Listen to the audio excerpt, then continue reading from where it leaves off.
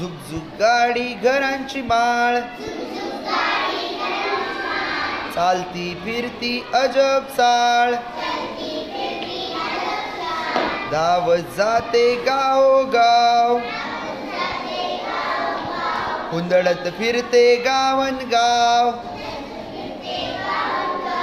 पाऊस वाऱ्याची नसे भीती, वाटेत वादळ असो किती,